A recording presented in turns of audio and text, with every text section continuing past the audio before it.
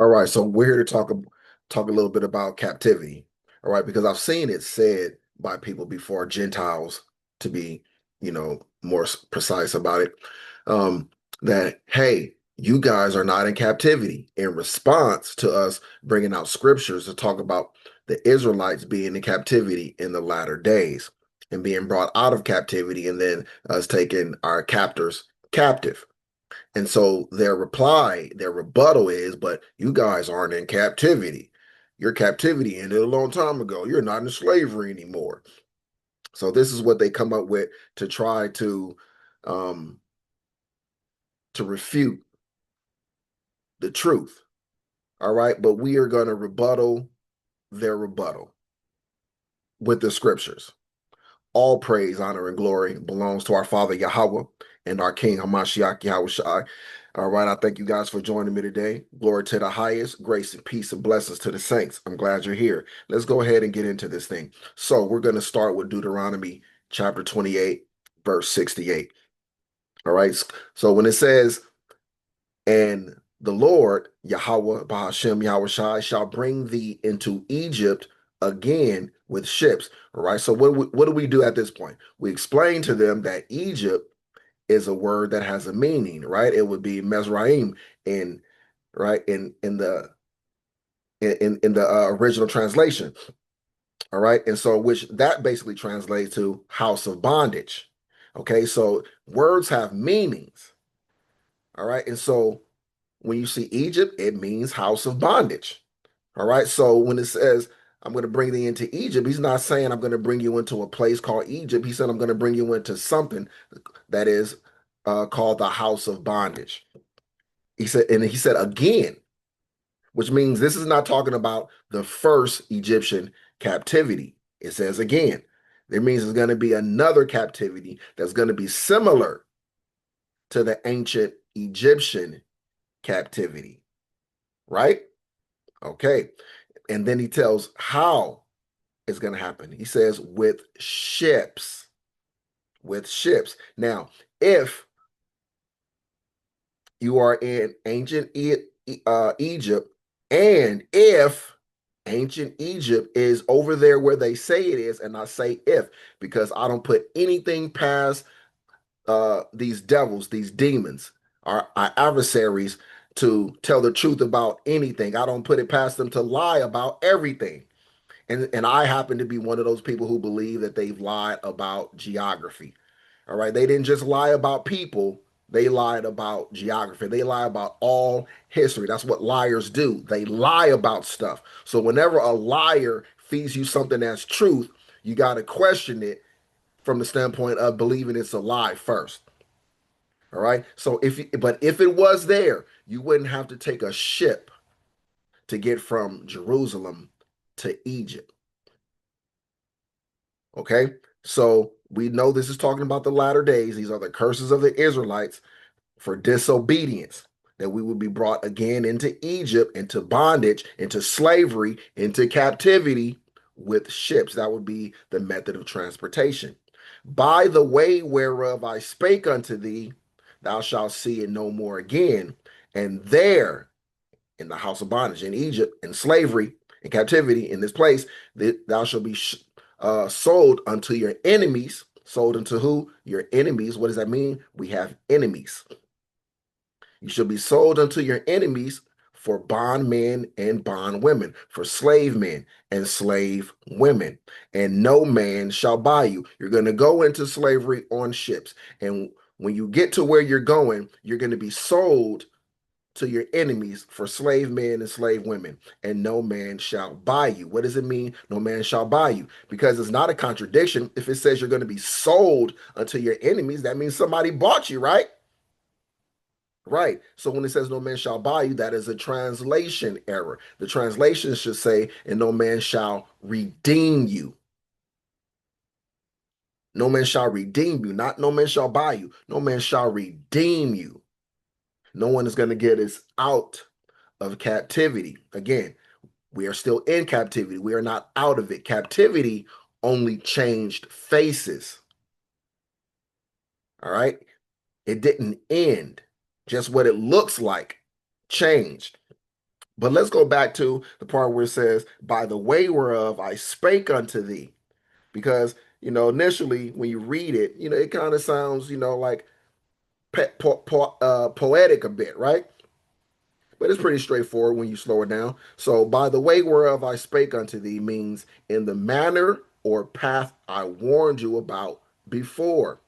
So, the Most High already warned Israel earlier that disobedience would bring curses, it would bring punishment, and we would go into exile. So, he's basically saying, I already told you what would happen if you broke the covenant. And this is the route I warned you about. So he's referencing a previous warning. So it says, thou shalt see it no more again. He's talking about Israel, our homeland. He says, you will never see your true homeland again. So this part is talking about the land of Israel. So in modern terms, it can be read like this: you're leaving your homeland and you're not coming back. All right, that part. So he means not as a nation, not with identity, not in sovereignty, not in power, and not in your own land again. So the curse was permanent until the final redemption. See, that's what this Bible is all about Hamashiach, who you call Christ, Yahweh Shai, who y'all call Jebus. All right, his return, his coming, the redemption spoken of, the salvation spoken of, is this salvation, is this redemption, this final redemption for Israel. So, to put it plainly, the Israelites are supposed to still be in the lands of their captivity until Yahweh Shai comes, until Hamashiach returns and redeems them. They shouldn't be in their own land. They shouldn't have any sovereignty. They shouldn't be a nuclear power. All right, that should not be the case. Not according to Bible prophecy, not according to this Bible. In order for that to be the truth, the Bible will have to be wrong. So you can't believe in this Bible and believe that those other people over there are the Israelites all at the same time. You can't do both. You got to choose one. That's why those people don't even study the Bible. They study the Talmud because they know this book is not theirs. It doesn't point to them. It doesn't speak of them as the people. Okay, so putting the whole phrase together in plain English, it reads, you will be taken away in the same direction and consequence I previously warned you about. And once you leave your homeland, you will not see it again. Or even simpler, you're going to be exiled in the exact way I warned you, and you will not return to your land again. So, why this matters deeply is that it's not just geography, right? It's identity.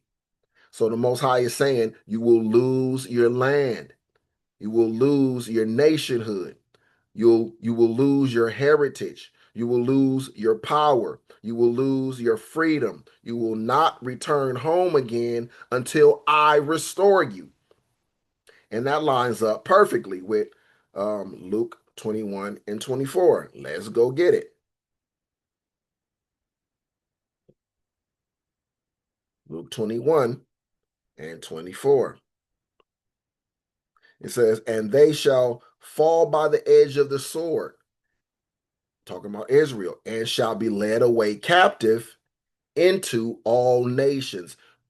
Where would they be led captive to? Into all nations. So the true Israelites would leave their homeland. They would fall by the edge of the sword, and they would be led away captive into all nations, a worldwide slavery. And Jerusalem shall be trodden down of the Gentiles. Now, this is both Jerusalem, the land, and Jerusalem, the people, that we would both be trodden down of the Gentiles. Our land would be trodden down of the Gentiles because once we are taken captive into all nations, the Gentiles would take over our land and they would trodden our land until when? Until the times of the Gentiles be fulfilled, right? But also us in all the nations that we are taken captive into, we, the people, would be trodden down of the Gentiles. So both of those things happened and are happening. Okay. So when we go to, let's go to it. Baruch chapter 3, verse 8 says, Behold, we are yet this day in our captivity, where thou hast scattered us for a reproach and a curse, and to be subject to payments according to all the iniquities of our fathers, which departed from the Lord our power. All right. And so when the Most High said that we got it into all nations, he also didn't say that it was going to happen all at once. He didn't say that. He just said it was going to happen. And when you're reading the Bible, you are reading about the fulfillment of prophecy. All right. Are people going into the Babylonian captivity, Assyrian captivity, right? The Medo and Persian captivity, the Greek captivity, and the Roman captivity. If you're counting along, that's 6. And if you know the Most High, you understand numbers. 7 is the number of completion and perfection. So that means there would have to be one more captivity for Israel yet to come. Spoiler alert, that happened during the transatlantic slave trade. All right, when we got scattered into all these other nations. The United States of America being the primary among all those nations, the head of that beast that took us captive, that fourth beast. All right. So it says, for a reproach and a curse, and to be subject to payments. Aren't we subject to payments now? Don't we have to pay taxes? We basically got to pay our government in order to live. You got to pay for a driver's license. You got to pay for a marriage license. You got to pay for this. You got to pay for that. You get taxed and then taxed and then taxed and then taxed some more, right?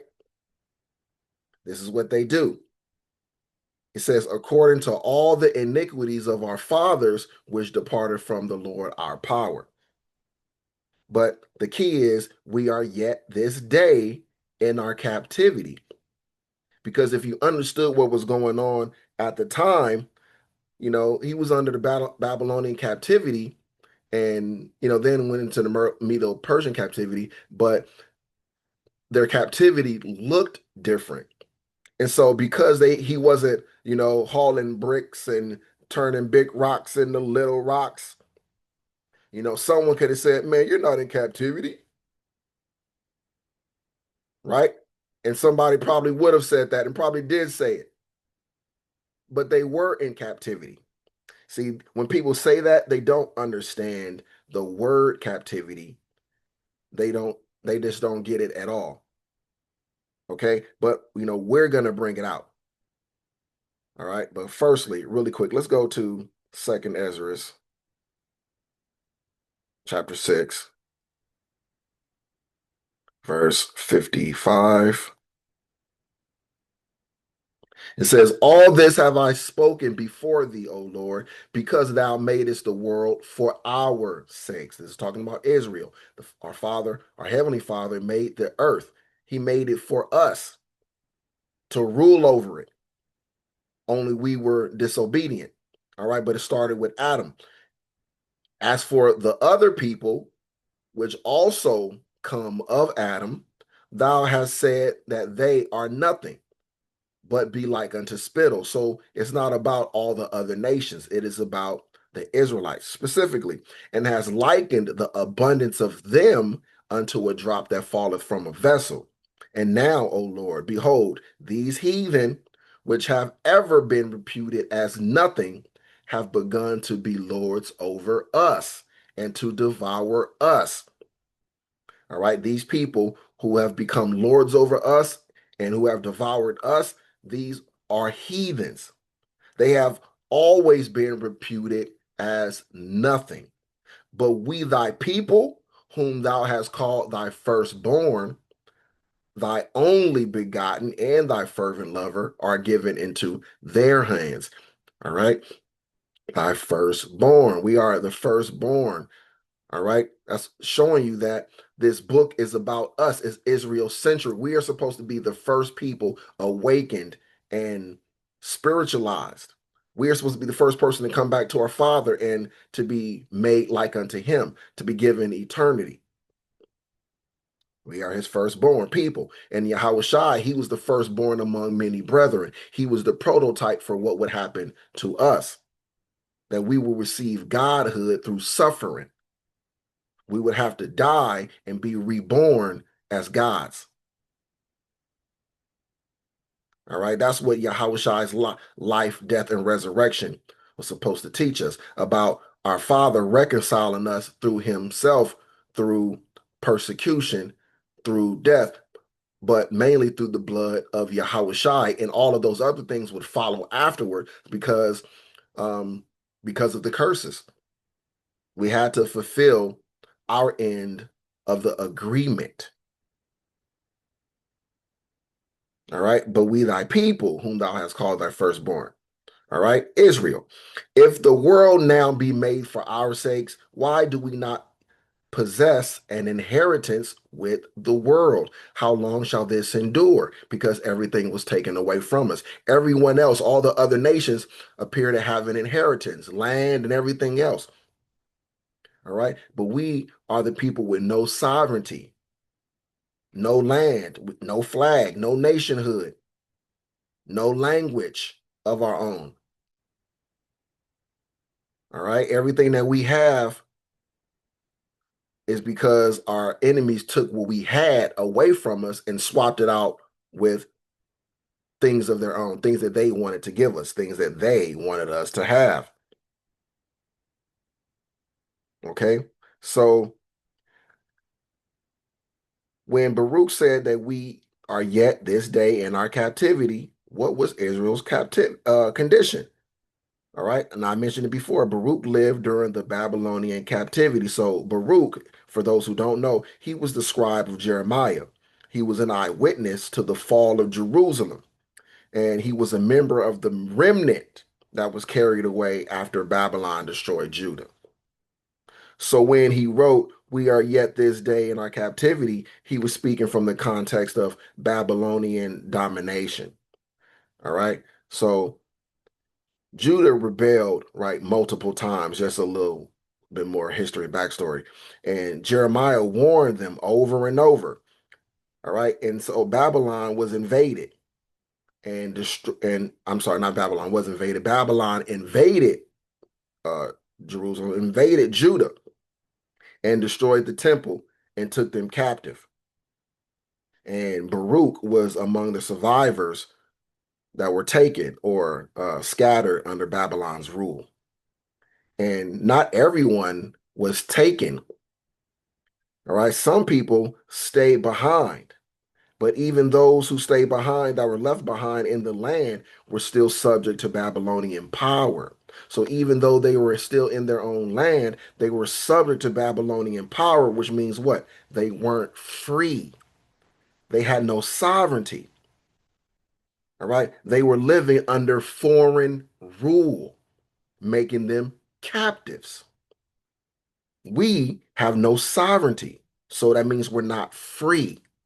We're living under foreign rule, which means we're captives. So his statement applies to those enslaved in Babylon, those living in Judah but under Babylonian control, and those scattered throughout the Babylonian Empire. So they were one nation under captivity, no matter their physical location. And so, why did Baruch say, yet this day? Because captivity looked different. So it had to be said that even today, we're in captivity. All right, because there's always people who misunderstand, don't understand, right? And so they got to be taught. And that's the whole purpose of this lesson, is that what applied in his day that made him make that statement applies in our day, and it makes people make the same statement. So captivity doesn't only mean chains and prisons or physical slavery. It also means, again, to reiterate, loss of sovereignty, loss of land, foreign oppression, tribute, taxation to another nation, to another people, no army, no king, no independence, no ability to return home freely. All right. So even after decades had passed, Baruch could truthfully say we are still in captivity even right now. And so the deeper, kind of prophetic point and why this hits us today, which is why we're bringing this out, is that Baruch's words describes the condition of a nation under a curse, not just people locked in chains. And so that's exactly the state of Israel in ancient Babylon. All right. It was the condition in Assyria, in Persia, all right, under the Medes, under Rome, throughout the diaspora, under slavery, under colonial rule, and even now, before the final regathering, same thing. Captivity, no sovereignty. All right, no sovereignty. So Baruch was identifying the same reality that Moses prophesied of in Deuteronomy 28.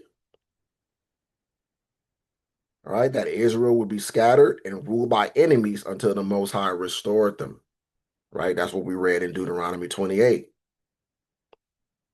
All right, and that's what you would read if you read Deuteronomy 28 in its entirety. Okay, so captivity in the latter days or modern times for Israel was prophesied that would be the state of Israel in the last days. All right, they wouldn't be a sovereign nation with nuclear capabilities, big banking families and everything else, and running major industries and having billions of dollars pumped into their economy, and other nations paying tribute to them and everything else like that. No, that's not what the Bible prophesies of true Israel in the latter days. But let's go to Deuteronomy 30. Restoration promised. And it shall come to pass when all these things are come upon thee, the blessing and the curse, which I have set before thee, and thou shalt call them to mind when among all nations. So when you are scattered among all the nations where we're going to be driven, we're going to call all of these things to mind. So we would be in the lands of our captivities, remembering ourselves, remembering our past, our history, and recalling how we got into captivity. You shall call them to mind among all the nations, whither Yahweh, Bahashem Yahweh Shai, thy power hath driven thee. What he says, you're going to awaken, and all of these things are going to come to mind while you're in the lands of your captivities. This is prophecy of the Israelites awakening in captivity and remembering themselves, their God, and the blessings and the curses. And shall return unto Yahweh, Bahashem Yahweh Shai, thy power. Isn't that what we're doing now?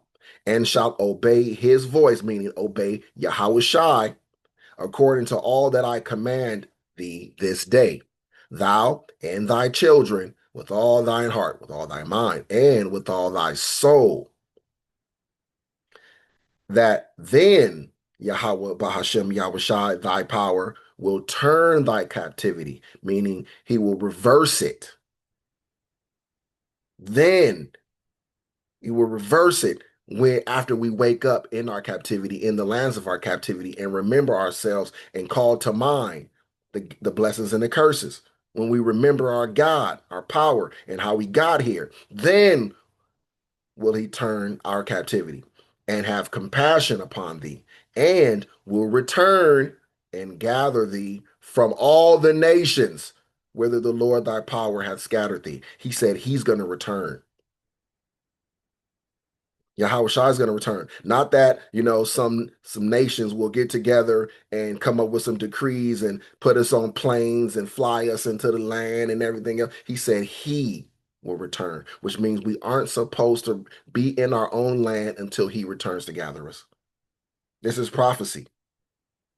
There is no return to the land without Christ, without Hamashiach, without Yahweh Shai. Israel are not supposed to be Israelites are not supposed to be in their homeland without the king being here with them, leading them into the land. That's not how it's supposed to happen. The way they tell you that it happened for them. That's not how the Bible tells you it's going to happen. So that's not how it's supposed to happen. All right. And those other people were not scattered all over the earth in slavery. Everywhere they were is where they went by migration willingly. Okay. And I'm gonna get this one just for all of you flee from Babylon people. If any of thine be driven out unto the outmost parts of heaven, from thence will Yahweh Bahashem Yahushua thy power gather thee, and from thence will he fetch thee. No matter where you are, he's gonna gather you from there. You don't gotta leave. You don't gotta go anywhere. Just stay put because he's gonna make a great show of your salvation by having you scattered all over the earth. The whole earth, people everywhere are going to get to witness our salvation, going to get to witness his mighty act. He's going to show himself powerful, mighty, in that he is the one true and only living power. When he redeems you, Israel, when everyone sees your salvation, they're going to know that he is and that you are his. All right. So the key point is that Moses said that we would still be in captivity in the latter days and that the Most High himself would free us. All right. And so as we again read, just to harken back to Baruch 3 and 8, all right. Behold, we are yet this day in our captivity. All right, where thou hast scattered us. So the key point is that captivity continues as long as Israel is scattered. And that reaches all the way to modern times. Let's go back to Baruch. Let's go to Baruch. Oops, forgot that I was in Second Ezra. All right, let's go back to Baruch, chapter 4,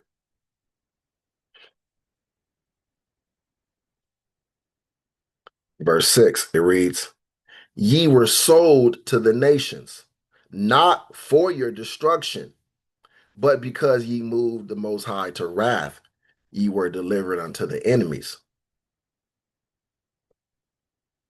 Okay, so again, speaking about us.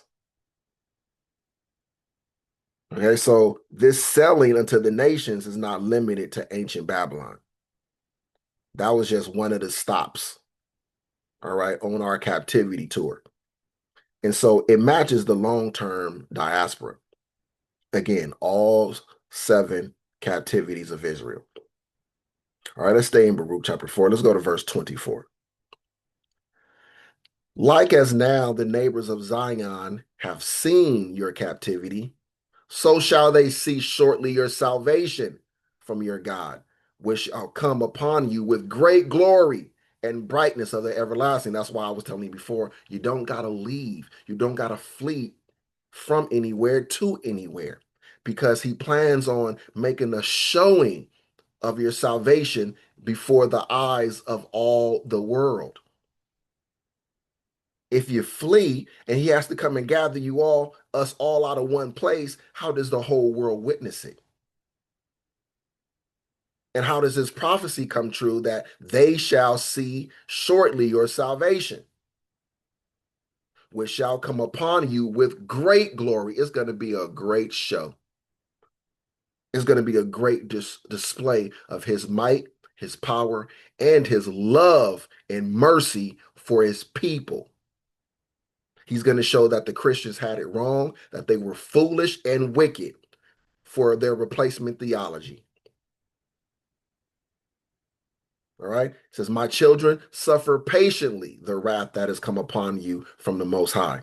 For thine enemy hath persecuted thee, but shortly thou shalt see his destruction and shalt tread upon his neck. What is it saying? All the nations that were involved in taking Israelites into slavery are our enemies, and we are going to see their destruction, and we are going to tread upon their necks. That's what we have to look forward to. Okay, so this is clearly future tense, end time salvation from captivity, right? And so, again, just to harken back to Luke 21 and 24 again, let's reiterate it. All right, because somebody already forgot about it. And they shall fall by the edge of the sword and shall be led away captive into all nations. And Jerusalem shall be trodden down of the Gentiles until the times of the Gentiles be fulfilled. What follows the times of the Gentiles? Israelite rulership. What precedes Israelite rulership? The second coming of Christ, the second coming of Hamashiach Yahweh Shai. So what does that mean? That means Gentile rule ends with the coming of Yahweh Shai. So what does that mean? That means that means if Yahweh Shai has not come back yet, that means Jerusalem is still being trodden down of the Gentiles, right? That means the until part, that condition has not been met yet. What does that mean? That means the land and the people should still be getting trodden down of the Gentiles. The Gentiles should still be trodden the land and the people underfoot right now. It should still be happening. All right. And for us to be trodden down as a people simply means that we are on the bottom. We are the bottom rung of society. They have made us their stepping stools. They get rich off of us. They keep us as their slave class, right? They're they're they're what's the word I'm looking for?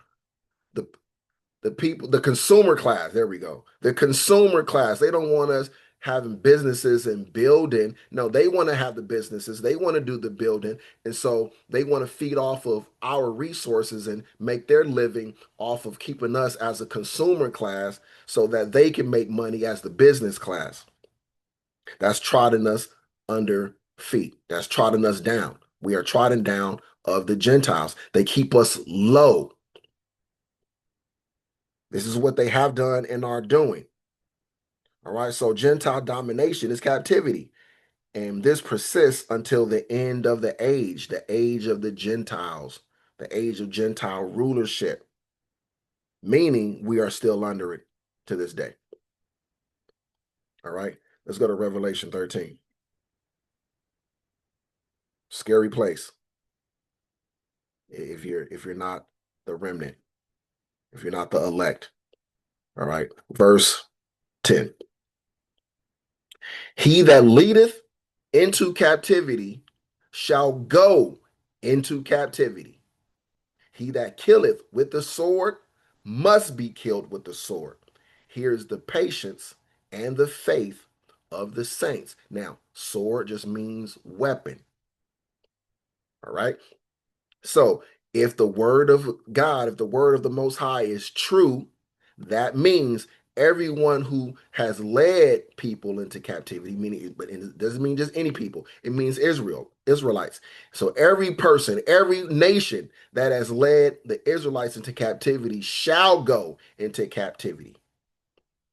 But we know that many people who were enslavers, they lived and they died free. They didn't go into captivity. So what does that mean? That means regeneration must be real. That means you must live more than once. In order for the word of God to be true, regeneration has to be true also. You can't have one without the other. Otherwise, how does all the people who led Israelites into captivity go into captivity if most of those people are dead? How does all the people who were responsible for killing Israelites, but they didn't die by murder, they weren't murdered. So how is the word of God true if those people must be killed in order for the word of God to be true? They have to come back, right? They have to come back into the earth to get their punishment, to get their judgment. Here is the patience and the faith of the saints, all right, who are Israelites. So again, this is a future prophecy of captivity being reversed for one people, Israel, and coming upon another people, the other nations who took us in captivity. So that only makes sense if Israel is still captive in the last days. It only makes sense if the Israelites are captive in the last days. So we are still in captivity this day. We are yet this day in our captivity. All right, let's go to Revelation 18.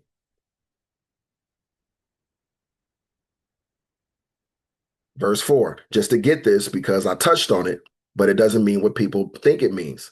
And I heard another voice from heaven saying, "Come out of her, my people, that ye be not partaker of her sins, and that ye receive not of her plagues." When it says come out of her, it doesn't mean to physically leave.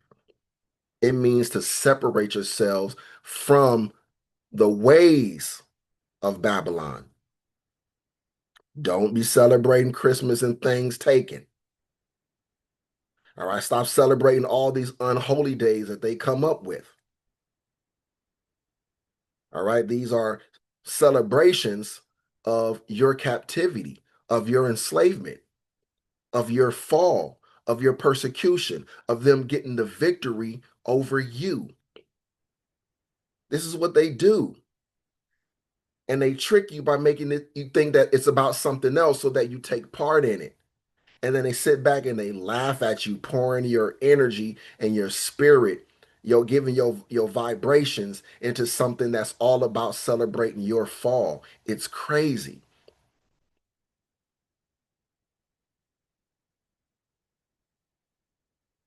All right. So when he says, "Come out of her, my people,"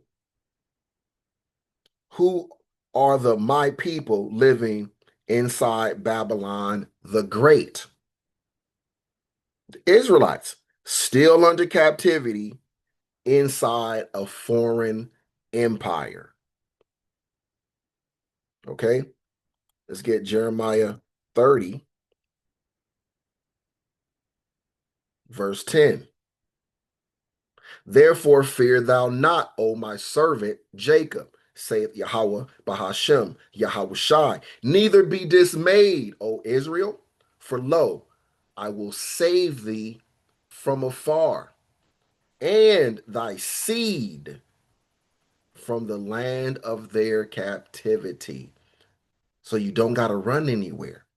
And again, if we are not in captivity, how is he gonna save us from the land of our captivity when he comes? "And Jacob shall return and shall be in rest and be quiet, and none shall make him afraid." That's end time prophecy of what's going to come for us. This is the great hope that is set before us, Israel. This is end times discussion. All right. We are far off in our modern captivity. All right. Verse 16. "Therefore, all they that devour thee shall be devoured." All right. Every nation who took us into captivity, every nation who capitalized and benefited from us being in captivity, they're going to be devoured. Every hand that took part in it. See, the Most High is going to use their own laws against them. See, do unto others, right? As you want them to do unto you, an eye for an eye, right? Well, if I go and steal something and then I go and share the the things that I stole with someone else, that other person is going to be in trouble with me. They aren't going to get to keep the stolen property that I gave them. It's going to be taken from them. It's going to be taken from them, and they are going to be called an accessory after the fact, or an accessory in general. They might, be it might be said that, that they were a part of my heist. Or the other aspect is that they'll say, well, okay, you weren't a part of the heist, but you benefited from it. So there's a penalty, right? And so these people are going to be judged also by their own laws as well. Their own unrighteous decrees are going to turn around and be thrust upon them. They're going to be a victim of their own unrighteousness. Everything that devised for our hurt shall be used against them. Okay? It says, therefore, all they that devour thee shall be devoured. All, he says, which means, again, regeneration, right? Has to be true in order for this to be true. Every one of them shall go into captivity, and they that spoil thee shall be a spoil. All right? People are spoiling us to this day. All right?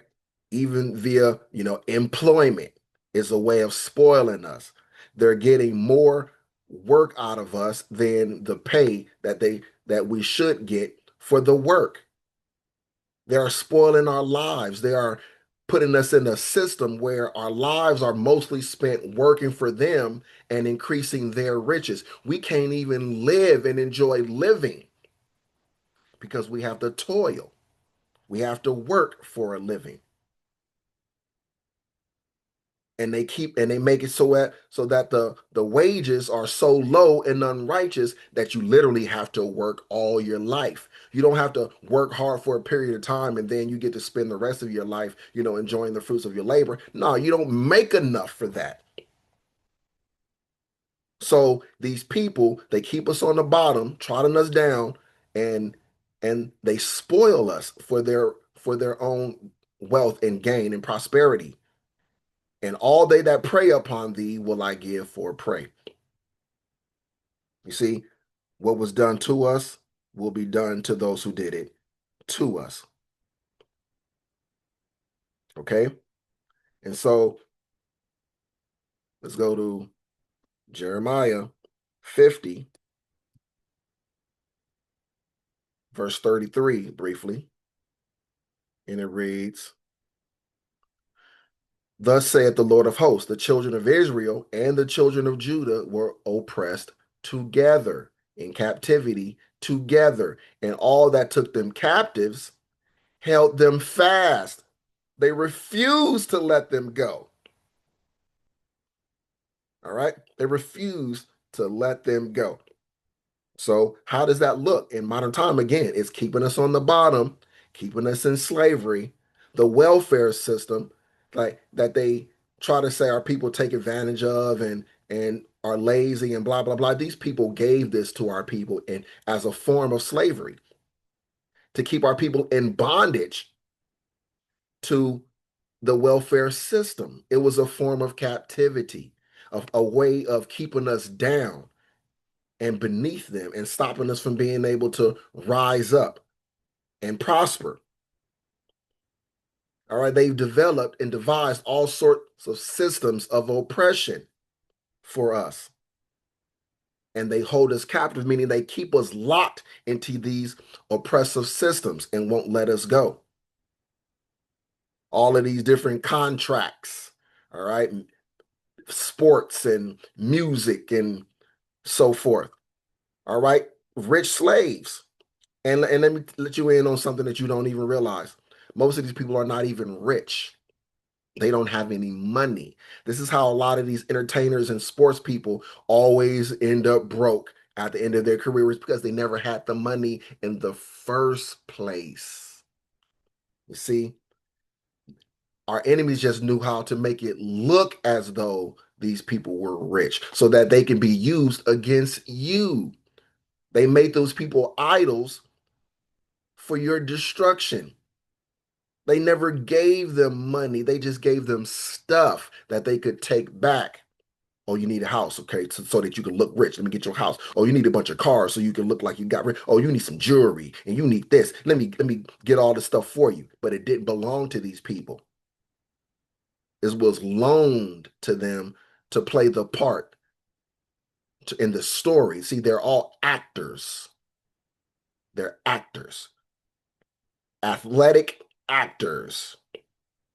right? Or musical actors.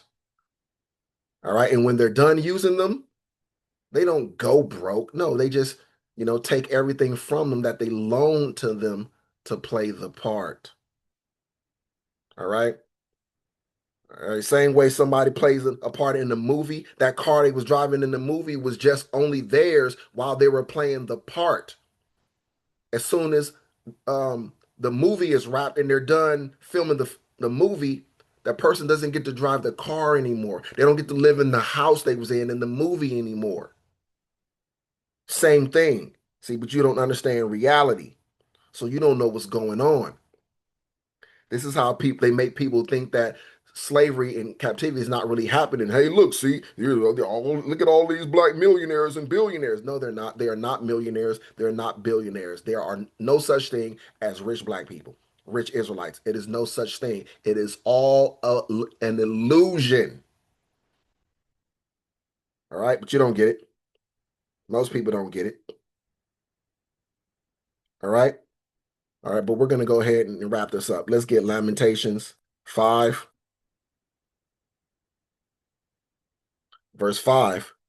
We have given the hand, I'm sorry, our necks are under persecution. We labor and have no rest. See, that's the state of captivity. All right. Laboring and having no rest, being under persecution. That's also captivity. It's not just being in chains or in prison. Okay.